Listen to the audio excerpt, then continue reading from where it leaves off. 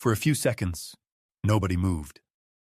The restaurant had gone quiet except for a server collecting empty plates near the kitchen doors. My father, Richard Hale, remained standing at the head of the table.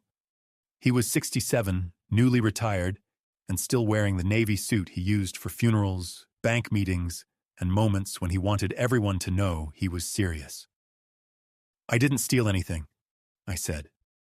My older brother, Stephen, leaned back in his chair. "Then explain the withdrawals." "What withdrawals?" My father's attorney slid a folder toward me. The paper stopped beside my untouched slice of cake. Across the top were the words, "Hale Property Group, Emergency Operating Loan. Borrower, Matthew Hale." That was me. Loan amount, $380,000. I looked at the signature again. It had the same sharp M I used, the same short line through the H, even the small downward hook at the end. My mother whispered, "Matt, please don't make this worse." I looked at her. She was twisting her wedding ring around her finger. That was the first moment I understood she already knew. 3 weeks earlier, she had called and asked me to attend my father's retirement dinner in Charleston. Not invited me. Asked me. There was a difference. My family had spent 15 years pretending I had chosen to leave them. The truth was, they had made staying impossible. When I was 23, I dropped out of college after one semester because my fiancée, Lauren, was injured in a car accident. She survived, but she needed 6 surgeries and nearly a year of physical therapy. I worked nights repairing industrial generators and spent my days driving her to appointments. My father called it throwing my future away. Stephen stayed in business school, joined the family property company, and became the son whose photograph sat on my parents' mantel. I became the one relatives described with a pause. Matt is figuring things out. What they never bothered to learn was that I had figured it out years ago. I owned a commercial generator service outside Raleigh, 21 employees, contracts with hospitals, grocery warehouses, and 2 county emergency departments. But to my father, I was still the son who left college. To Stephen, I was someone useful only when the power went out. And to my mother, I was a subject she changed before dessert. Still, when she called, her voice sounded different. "Your father keeps asking whether you're coming," she said. "He hasn't spoken to me since Easter." "I know. Why does he want me there?" She went quiet. Then she said, "Just come, Matthew." So I came. I drove 4 hours south with the old brass house key in my pocket. My father had given it to me on my 18th birthday. Back then, he closed my fingers around it and said, "No matter what happens, this house is yours too." I carried it for 20 years, even after they stopped giving me reasons to return. The retirement dinner was held at a private room overlooking the Cooper River. My father had invited former clients, church friends, local developers, and every relative who still believed Stephen had built the company from nothing. For the first hour, nobody mentioned the loan. My aunt asked whether I was still fixing machines. Stephen's wife asked if Lauren had ever fully recovered. My mother kept refilling my water glass even when it was full. Then dessert arrived. My father stood. He thanked the guests. He thanked Stephen for protecting the family legacy. He thanked my mother for standing beside him. Then he looked at me. "And Matthew," he said, "has finally agreed to help us resolve a private matter." I had agreed to nothing. Before I could speak, Stephen placed the folder beside my plate. Now 40 people were watching me read a document I had never signed. I turned the page. The loan had been issued 18 months earlier. It was secured by 2 assets: a small commercial building owned by Hale Property Group, and my parents' house on Wren Street. The house key felt heavy in my pocket. I looked at my father. "You used the house as collateral?" His expression didn't change. "We did what was necessary." "And you put the loan in my name?" "You were compensated." "I wasn't." Stephen let out a tired breath. "Matt, this isn't the time to perform. I'm not performing. I'm asking why my name is on a $380,000 loan. My mother spoke softly. Lower your voice. That sentence nearly made me laugh. Not because anything was funny, because my family had always believed volume was the real offense. Not lying, not stealing, not using your son's name on debt he never agreed to. Just making sure people heard about it. I opened the folder again. Beneath the loan agreement was a payment history. 6 payments had been made. Then nothing. The final page was a notice of default. Foreclosure proceedings would begin Friday morning, 72 hours away. I looked at Stephen. What happened to the money? He folded his arms. The company had a cash flow problem. What kind of problem? Temporary. You stopped paying the loan 9 months ago. My father's jaw tightened. We expected a development deal to close. Did it? No one answered. That was the second moment I knew the situation was worse than they were admitting. The first was my mother's ring. The second was the silence. I picked up the loan agreement. This signature is forged. My father finally sat down. Be careful. I know my own signature. You signed paperwork at the house last year. I signed a medical authorization when Mom had surgery. Stephen looked toward our mother. She lowered her eyes. I remembered the day clearly. She had called from the hospital parking lot. A minor procedure, she said. Nothing serious. My father was out of town, and Stephen could not leave a meeting. She asked me to come. When I arrived, Stephen's assistant met me in the lobby with a clipboard. 3 forms. One authorized the hospital to release information. One allowed me to collect her belongings. The third had been covered by the first 2 pages. Just sign the tabs, the assistant said. They're waiting upstairs. I signed. I had not read every page. That was my mistake. But it was not consent. I looked at my mother. What exactly did I sign at the hospital? Her face changed. Only slightly. But enough. Mom, my father interrupted. This discussion is over. No, it isn't. He leaned toward me. You will take responsibility for the loan, and the company will arrange a private repayment schedule. I stared at him. You want me to repay money Stephen lost? You benefited from this family for years. I almost asked him how. Then I remembered the room, the guests, the cake, the careful way he had waited until everyone was listening. This was not a conversation. It was a verdict. He wanted witnesses, not to the truth, to the version he planned to tell afterward. My irresponsible son took money from the company. We tried to help him. He refused. I pushed my chair back. Stephen said, "Sit down." I'm leaving. My mother reached for my sleeve. Matthew, please. I looked at her hand, then at her face. Did you know they used my signature? Her eyes filled, but she did not answer. I nodded once. That was enough. I walked out through the restaurant, past the bar, and into the humid Charleston night. My father followed me to the parking lot. He did not call my name. He said, "You're making a mistake." I turned beside my truck. No.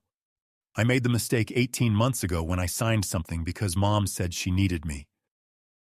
His face hardened. This family gave you everything. You gave Stephen everything. You walked away. I left college to take care of someone who could not walk. You always have an excuse. I reached into my pocket and pulled out the brass key. For 1 second, I thought about placing it in his hand. Instead, I closed my fist around it. What happens Friday? He glanced toward the restaurant windows. If the loan remains unpaid, the bank takes the Wren Street house. And the commercial building? Already sold. I stared at him. The document listed it as collateral. You sold property tied to an active loan? He looked away. That was the third moment. The first was my mother's ring. The second was the silence. The third was my father refusing to meet my eyes. What did Stephen do? I asked. My father stepped closer. Go home, Matthew. What did he do with the money? You don't understand the business. Then explain it. He lowered his voice. The company was exposed. To what? No answer. I opened my truck door. My father caught the edge before I could close it. For once in your life, think about someone besides yourself. I looked at his hand, then at him. You forged my name, put your house at risk, and blamed me in front of 40 people. His grip loosened. You could have called, I said. He stepped back. I drove away before he answered. At 11:17 that night, I checked into a motel near the interstate. I spread the copied loan papers across the bed. The signature bothered me. It was not just similar. It was exact. Too exact. I photographed it and sent it to Dana Cole, the attorney who handled contracts for my company. She called 6 minutes later. Where did this come from? My family. That's not what I asked. Why? Because this isn't a handwritten signature. I sat up. What is it? It looks digitally transferred, possibly lifted from another document. The hospital form. Maybe. I heard her typing. Matt, do not contact the lender yet. Send me every page. I scanned the folder using the motel printer. At 11:46, she called again. Her voice had changed. Your family has a bigger problem. What? The loan documents list you as a managing member of Hale Property Group. I've never worked there. I know, but according to these papers, you've owned 30% of it for 18 months. I looked down at the brass key beside the bed. Why would they make me an owner? Dana paused. Because whoever controls that 30% may be personally responsible for the debt. My phone buzzed while she was still speaking. A message from my mother. Only 7 words. Do not trust what Stephen tells you tomorrow. Before I could answer, another message arrived. A photograph.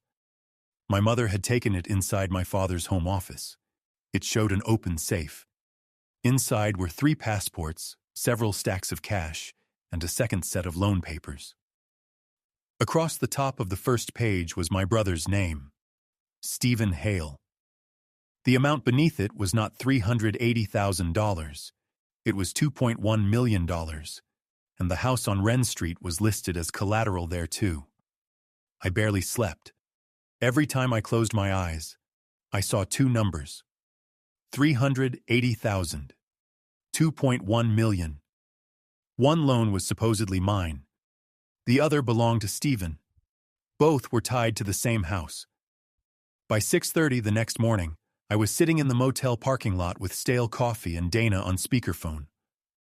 Tell me exactly what your mother sent. I only have the photo. Send it. 30 seconds later, she whistled softly. That's not just another loan. What is it? It's a commercial credit facility. So? So nobody accidentally qualifies for $2 million. I stared through the windshield. A delivery truck rolled past the motel. What are you saying? I'm saying somebody lied to the bank. That sentence stayed with me. Not somebody lied to me. Somebody lied to the bank. Those were 2 very different problems. Dana continued. I already checked Hale Property Group. You can do that? Most corporate filings are public. What did you find? You were added as a managing member 19 months ago. I've never signed anything. I know. Can they just do that? They shouldn't be able to. I rubbed my forehead. So why would they? She paused. Because banks are more willing to approve large commercial loans when multiple owners guarantee the debt. I looked at the copy of the loan agreement beside me. So they needed my name. They needed another financially responsible borrower. That hit harder than I expected. For 15 years, my father had treated me like the family embarrassment. Then, when he needed another signature, I suddenly became useful. At 8 o'clock, I drove toward Wren Street. My parents had lived there for 42 years. White brick, blue shutters, a giant oak tree my father refused to cut down because his own father planted it. When I turned onto the street, two things immediately felt wrong. The mailbox door hung open, and my mother's SUV wasn't there. She never went anywhere before church, unless she absolutely had to. I parked across the street. Before I reached the porch, the front door opened. My mother stepped outside carrying 2 cardboard boxes. She froze. "You shouldn't be here." "I think I should." She looked behind her toward the hallway. "Steven's inside." "I know." "No." She lowered her voice. "You don't." That got my attention. She hurried down the steps until we were standing beside my truck. "What are those?" "My things." "You're leaving?" "I already did." I stared at her. She looked exhausted, not tired, defeated. Her eyes were swollen. She wasn't wearing her wedding ring anymore. "I left last night. I forgot everything else." "The retirement dinner?" She nodded. "I packed while your father was asleep." I had imagined my parents divorcing exactly 0 times in my life. They fought. They ignored each other. They spent entire holidays speaking through Stephen. But leave? Never. She looked over her shoulder again. "He doesn't know yet." "What?" "That I'm not coming back." "You left before telling him?" "He'll figure it out." For a moment, neither of us spoke. Then I asked the only question that mattered. "Did they forge my signature?" She closed her eyes. "I didn't know until 3 months ago." My stomach tightened. "You knew for 3 months." "I tried to fix it." "How?" "I asked your father to tell you." "And?"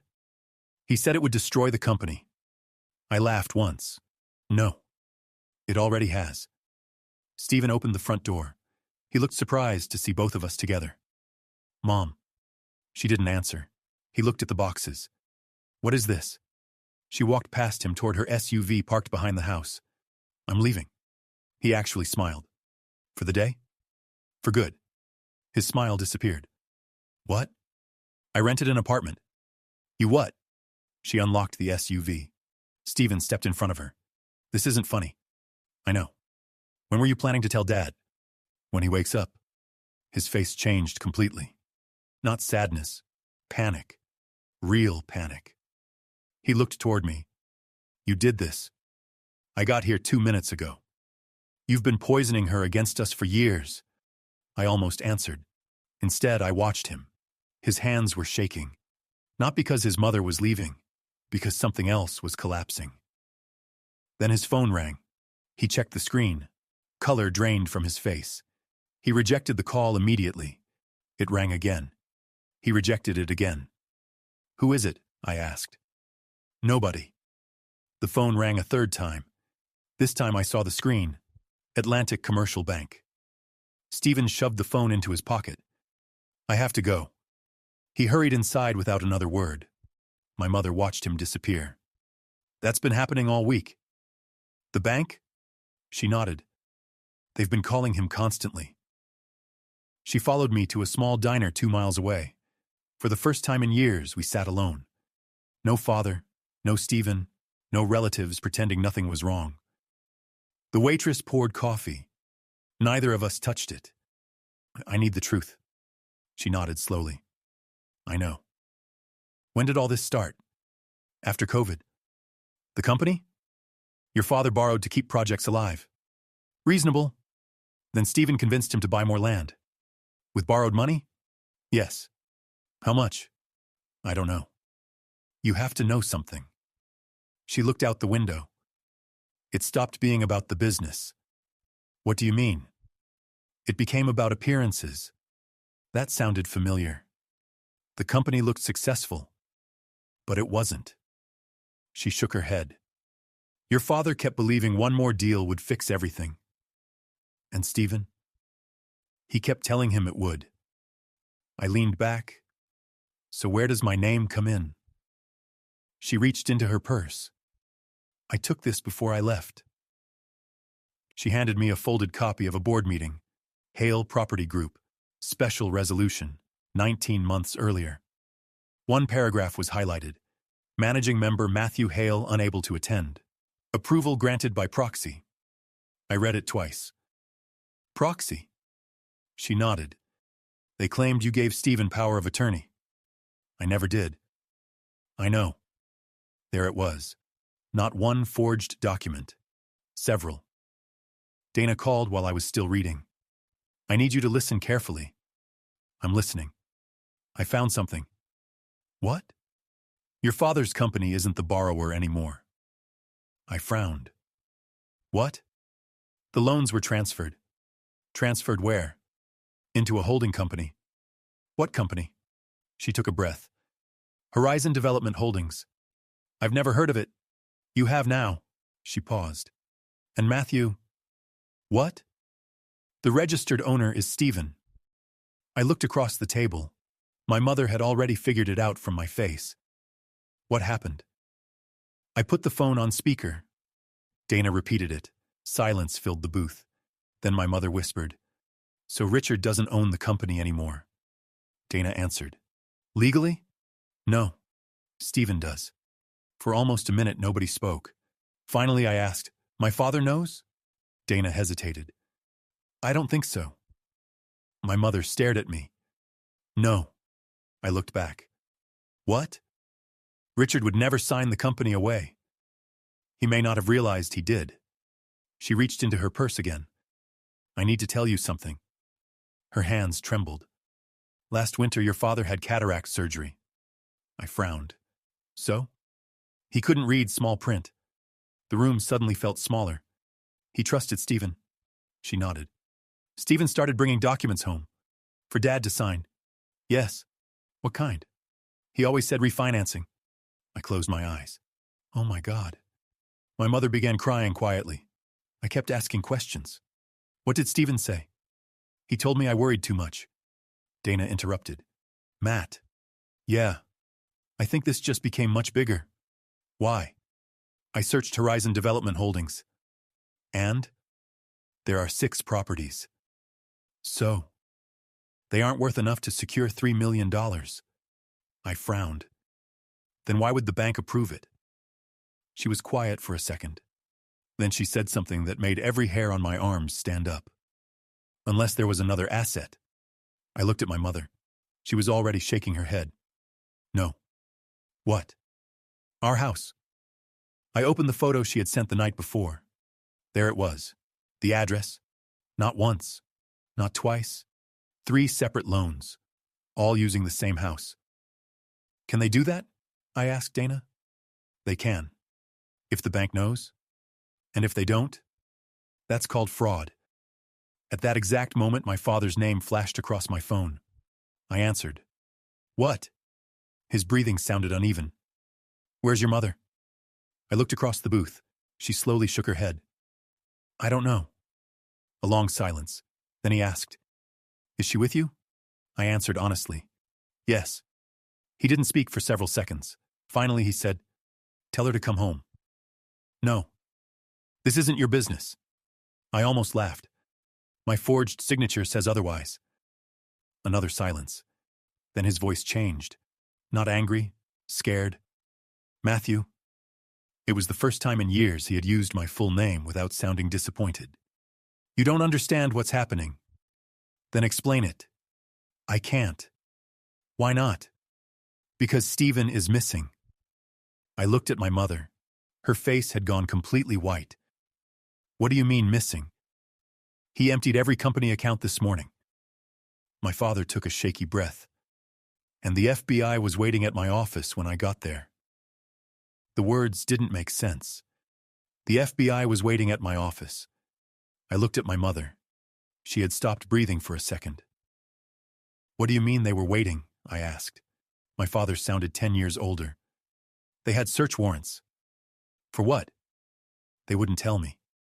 Where's Stephen? I don't know. When did you last see him? Last night. After dinner? Yes. He said he had an early meeting. I closed my eyes. No. He hadn't gone to a meeting. He had disappeared. My father spoke again. Matthew, What? If you know where he is. I don't. You have to help me. The sentence hit harder than I expected. Not because of what he said. Because it was the first time in 15 years my father had admitted he needed me. I'll call you later. He started to say something else.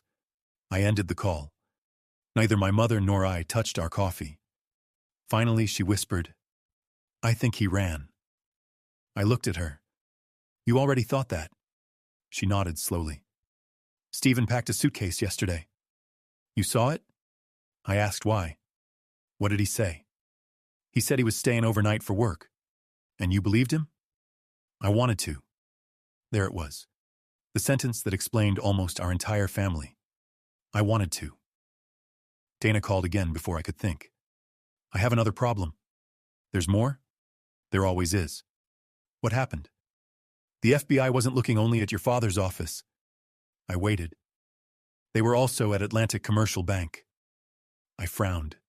So? They seized loan files. My stomach tightened. How do you know? I know one of the attorneys representing the bank. What does that mean? It means the investigation has been building for months. Not since yesterday. No. Months. I looked toward the diner window. Cars passed as if nothing had happened. People carried grocery bags. Somebody laughed walking into the pharmacy next door. Meanwhile, my entire family was collapsing. My mother finally asked, Am I going to lose the house?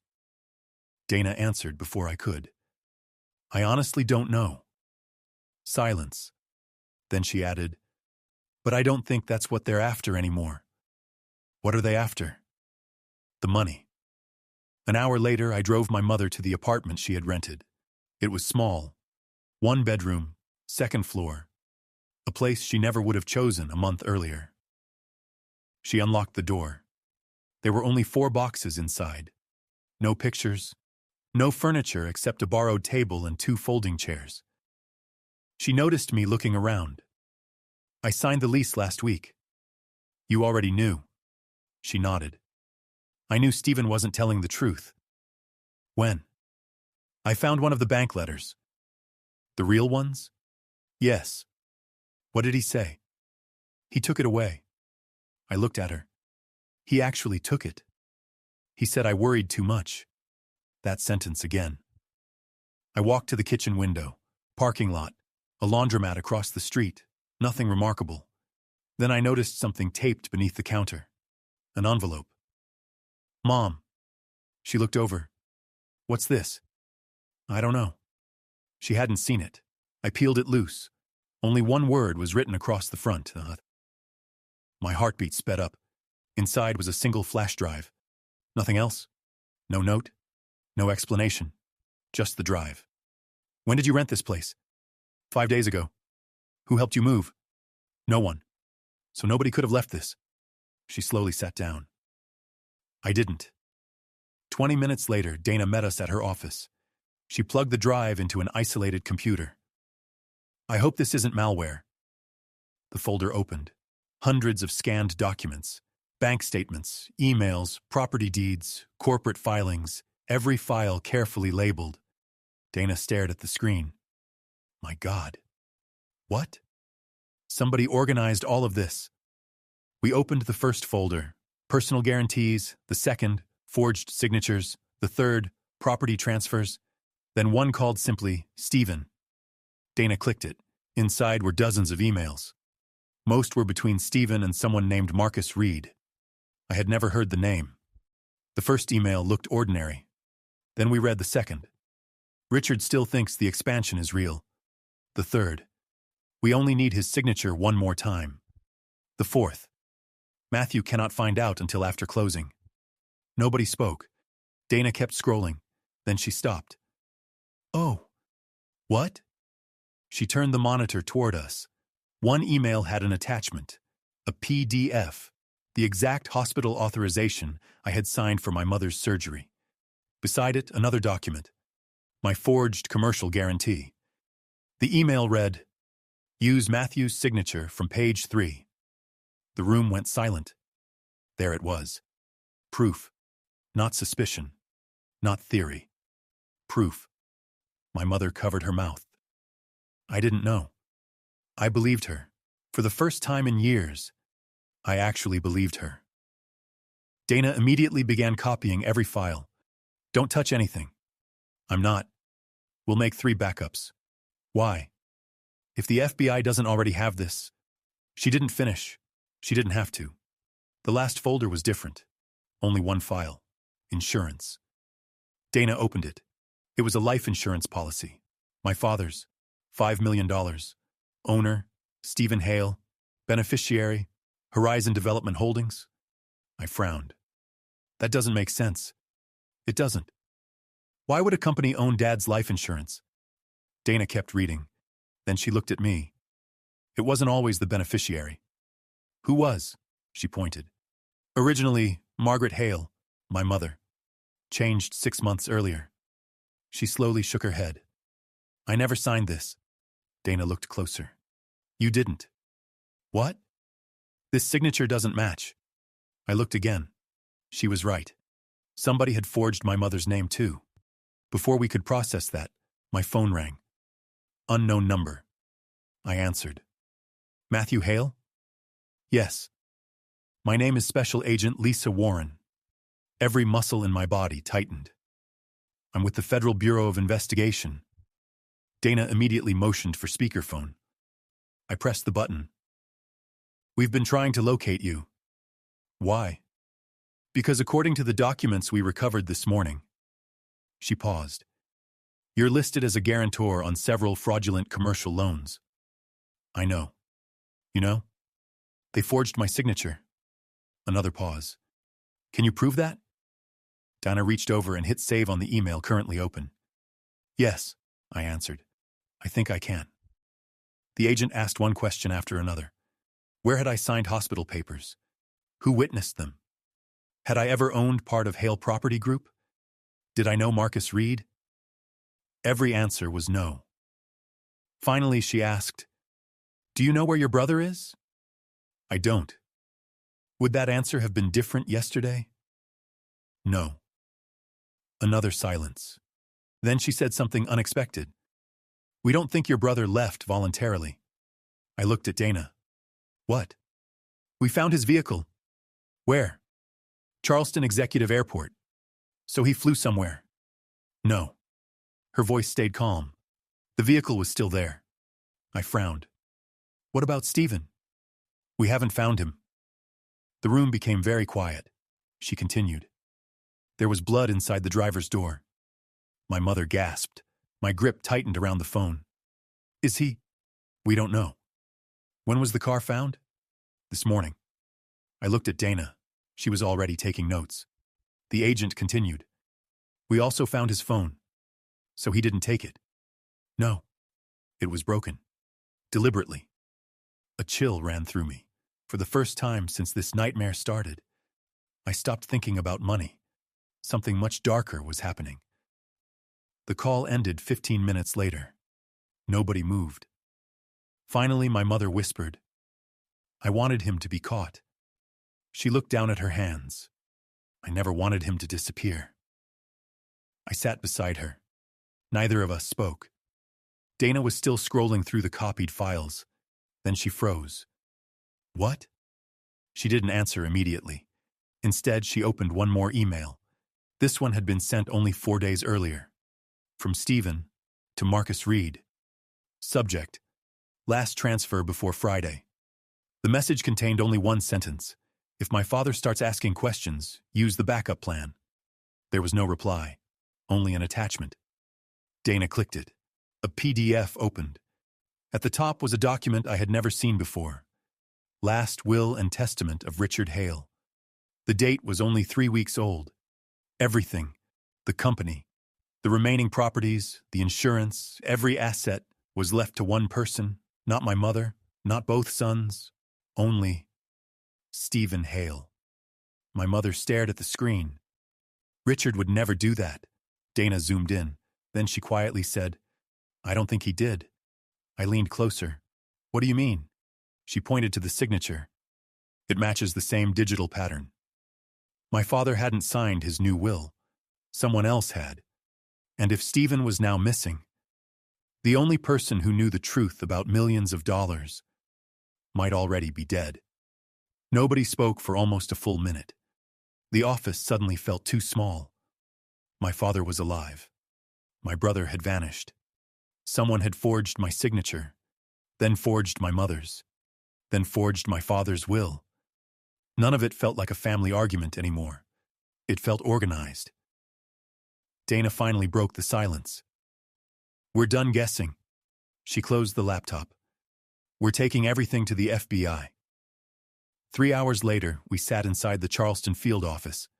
Boxes of copied documents covered one conference table. Special Agent Lisa Warren walked in carrying another folder. She looked directly at me. "Mr. Hale." I nodded. She didn't sit immediately. Instead, she placed a photograph on the table. "This was recovered from your brother's office." It showed Stephen standing beside a man in his early 50s. Expensive suit, gray hair, perfect smile. I recognized him instantly. "Marcus Reed."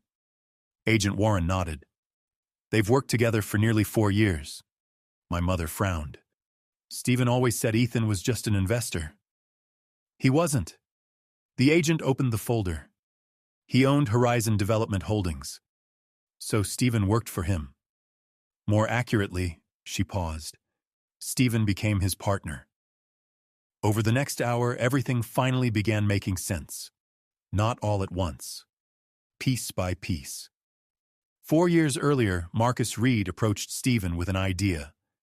Use struggling family-owned companies to secure oversized commercial loans, inflate property values, create shell companies, move money through several accounts, then refinance before anyone noticed. Most businesses survived long enough to hide the fraud. Others collapsed. When they did, the money had already disappeared. My father never understood the full plan. He believed he was borrowing to save Hale Property Group. Stephen kept bringing documents. Richard kept signing them, sometimes without reading, sometimes after cataract surgery, sometimes because his own son said, "It's just another refinance." "And Matthew?" I asked. "Why involve me?" Agent Warren looked at another file. "Because your financial records were clean." "My records?" "You owned a successful company. No lawsuits. No tax problems. No excessive debt." She closed the folder. "You were the perfect guarantor." I almost laughed. For 15 years, I wasn't good enough to inherit the company, but I was good enough to borrow millions in its name. My mother looked down. "I should have stopped it." Agent Warren shook her head. "Mrs. Hale, you weren't forging documents." "No." "You weren't moving money." "No." "You were manipulated." She nodded slowly. For the first time, I saw some of the weight leave her shoulders. Then Agent Warren said something none of us expected. "We located Stephen." My heart stopped. "Is he alive?" "Yes." Relief hit so hard I nearly forgot to breathe. "Where?" "He checked into a private medical clinic outside Savannah." "What?" "He wasn't hiding," she hesitated. "He'd suffered a panic attack." That surprised all of us. After everything. After millions of dollars. After forged signatures. Stephen hadn't escaped. He'd collapsed. The next morning we were allowed to meet him. He looked nothing like the brother I remembered. He hadn't shaved.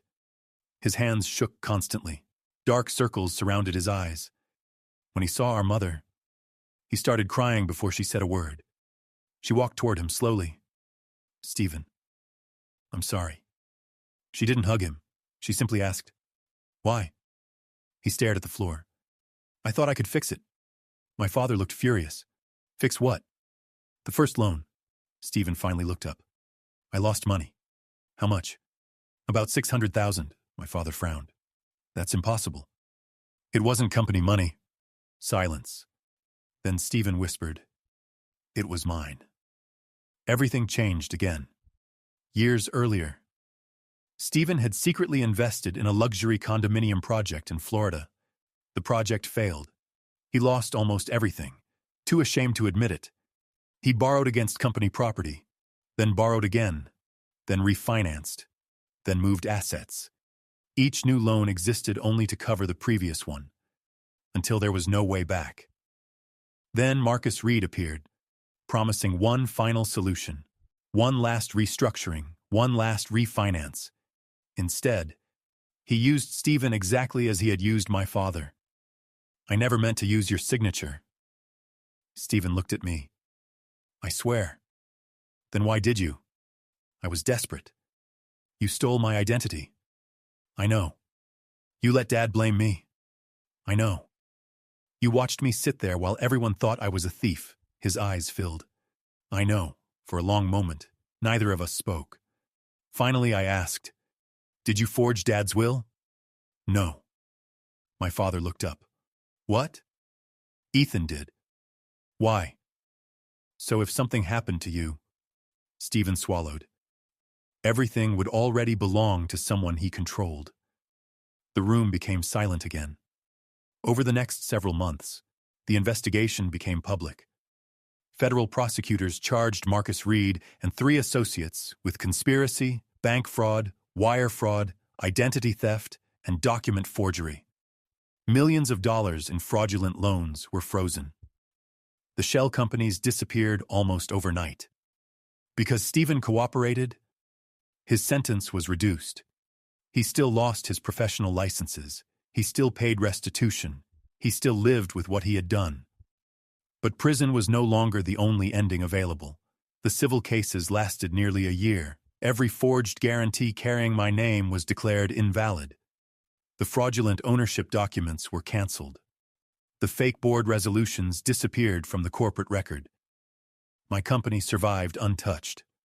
That mattered more than I expected. I had spent years building it. I refused to let someone else's lies become my legacy. The hardest part wasn't court. It wasn't paperwork. It wasn't the investigation. It was seeing my father afterward. One evening, he asked if we could meet. Not at his house. Not at the office. At a small fishing pier outside Mount Pleasant. The same place he brought me when I was 12. He looked smaller, older, like retirement had arrived all at once. For several minutes, we watched boats move across the harbor. Finally, he spoke. "I blamed the wrong son." I said nothing. I thought success looked like Stephen. He looked out toward the water. I never noticed who was actually carrying the family. The sentence hurt more than an apology would have, because I believed he meant it. I can't change what I did. No. I know. He reached into his coat pocket, then placed something on the bench between us, the brass house key. "I found this in the driveway." I smiled a little. I wondered where it went. "I think it belongs to you." I picked it up. The metal felt warmer than I remembered. "I told you once this house would always be yours." "You did. This time..." He looked directly at me. "I want the promise to be true." 6 months later, my parents sold the house. Not because the bank forced them, because neither of them wanted to live inside those memories anymore. They bought separate places only 15 minutes apart. They spoke politely, sometimes even kindly, but they never moved back together. Some things can be repaired, others can only be ended honestly. A year later, I finally did something I'd postponed for far too long. I bought an old warehouse outside Raleigh, not for generators, for people. We turned it into a training center for young electricians who couldn't afford college. Every apprentice received the same speech on the first morning. "Read every document." They usually laughed. Then I held up 2 pieces of paper. One carried my real signature. The other carried the forged one. They look almost identical. The room always became quiet. One built my business. I paused. The other almost destroyed my family. Nobody laughed after that. My mother visits sometimes. She brings homemade cookies even though everyone knows she can't bake. The apprentices eat them anyway. My father came once. He walked through the workshop without saying much. Before he left, he stopped beside the sign over the entrance. Hale Electrical Training Center. He stood there for a long time, then quietly said, "I always thought I was building something worth leaving behind." I looked around at 20 young apprentices learning a trade that could support a family. "You finally did." He nodded. Neither of us needed to say anything else. When everyone had gone home that evening, I locked the front door with the old brass key hanging beside my office desk. I realized I wasn't carrying it because it belonged to my father's house anymore. I carried it because it reminded me of something much harder to earn than property. The day the truth finally unlocked everything my family had spent years trying to keep closed.